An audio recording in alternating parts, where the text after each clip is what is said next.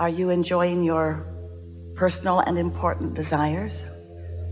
That's good. That's good when it's true. It's good when what you want that has not yet fully manifested feels good to you, because that means you're allowing it to unfold in a natural and satisfying way. If you want something and you're uneasy about it, then you've got some resistance, which just means you don't believe what you want. And that's all right, because usually when you launch a desire, you don't believe it because it's a new desire that you haven't practiced being in sync with. A belief is just a thought that you continue to think. And so if you are accustomed to noticing your life and there's something missing that you want, and you continue to notice that it's missing, that's what a belief is. It's just something that has your attention, and therefore you're offering continual vibrational support for. And isn't it a normal thing to believe what you're looking at? That's the way you've been taught. You've been taught to be objective. You want to be realistic. Your parents tell you to tell it like it is. You are encouraged to face reality by other humans. We don't encourage that.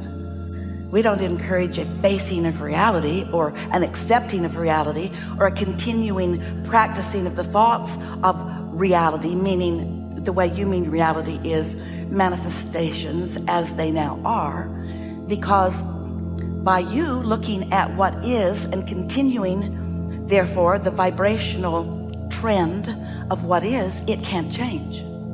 It just continues to be the same. Things are always changing. We want to be clear about that, but they change to more of the same because you get what you think about. So if you're thinking about what is, then you're regurgitating, recreating more of what is. And maybe you want it different, which means you've got to offer a different vibration, which means you've got to find some way of offering your vibration other than by just observing and having a knee-jerk response to something. That's what most do. We love you so much, but that's really the lazy way.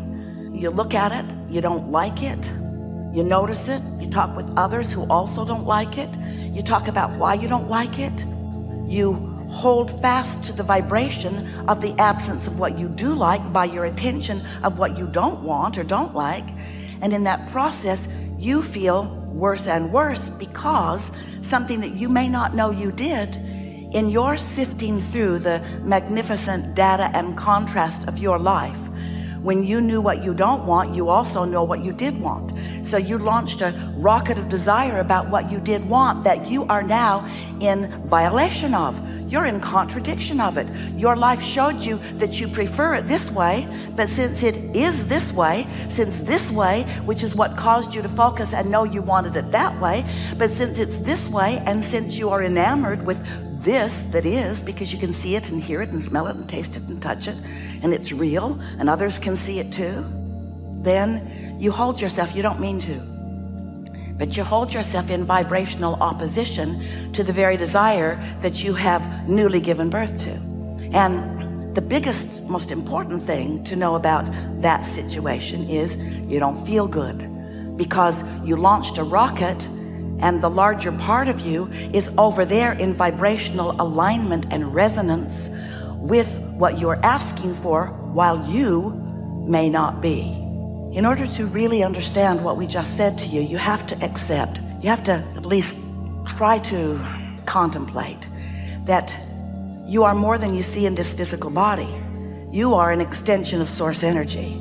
And the source energy part of you from which you have come and focused into this body remains non-physically focused. Your soul, your source, we call that your inner being. So your inner being, when you in your humanness, we love you so much, sift and sort and launch new rockets of desire, new preferences, what happens is your inner being moves immediately in the direction of that new preference.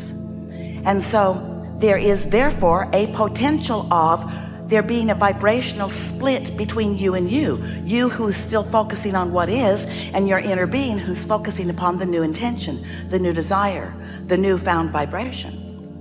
So then what happens as you have launched this new desire and the larger part of you is focused upon the new desire? If you don't focus in the direction of the new desire, you feel the discord. It's like a sort of tug of war going on within you. As your inner being is focused upon what you're asking for, your inner being is focused upon the new that is in the state of becoming. If you don't do that, you don't feel good.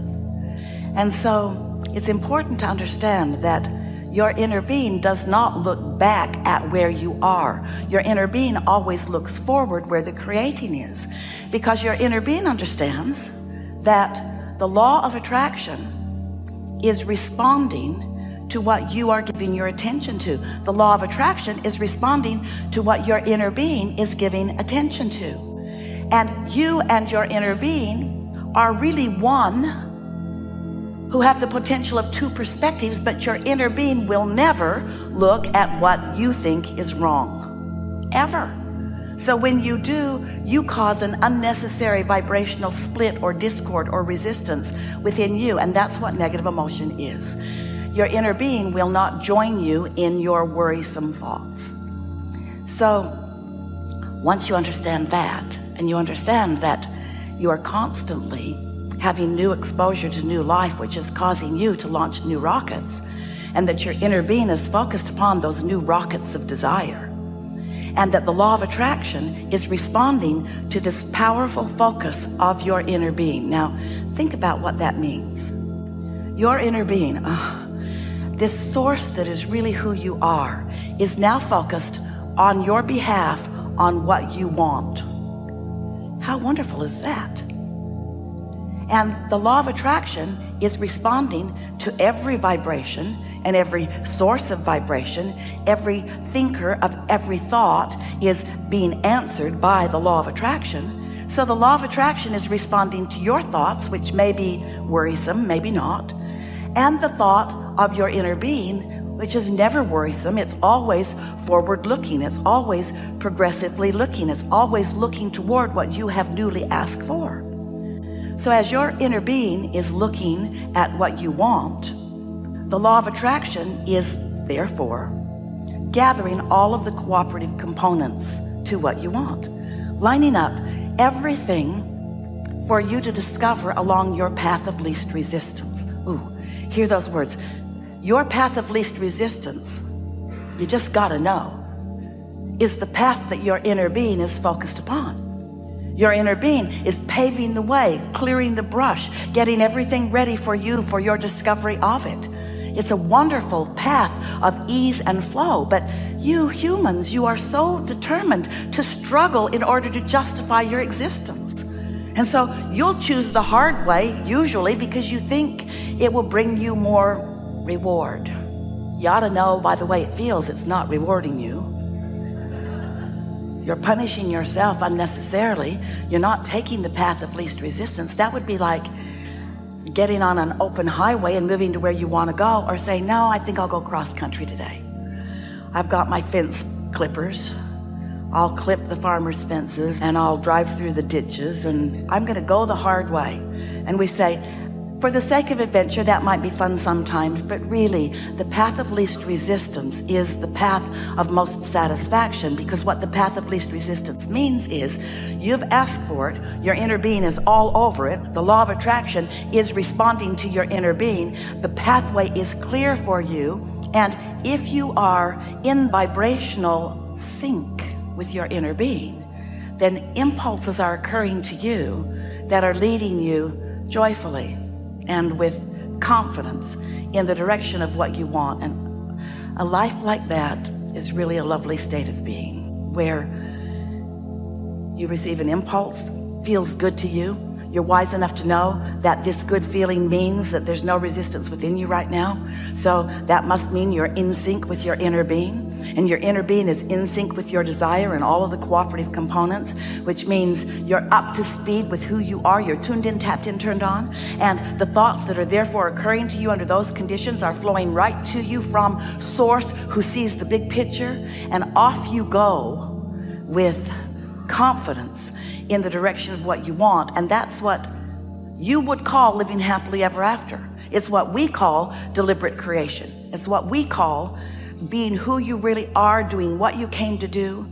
It's what we call you understanding the laws of the universe, you understanding who your inner being is, you understanding your relationship with your inner being, you understanding what your emotional guidance system is, you caring about the way you feel, and here it is, most important of all, you not beating up on yourself for where you are, but instead satisfied with where you are as you are eager about where you're going. No regrets, no justification, no defensiveness, no explanation about where you are. Oh, inner being, thank you for holding the vision of where I want to be, but I think I will just stay over here, beat it up on myself a little while longer. Because I didn't get there sooner, or because I didn't know about it sooner, or because I have habits of thought that are in my way. Your inner being isn't giving you any attention when you feel that way, because your inner being never, ever, ever, ever, ever asks for one moment of justification from you. And when you are justifying or defending or rationalizing, then you're looking at what you don't want and trying to explain why you're where you don't want to be. And since your inner being never does that with you, then you're someplace your inner being is not. In other words, your focus has you not disconnected, because you can't disconnect from your source energy, but you can pinch yourself off pretty good, and when you do, you don't feel very good.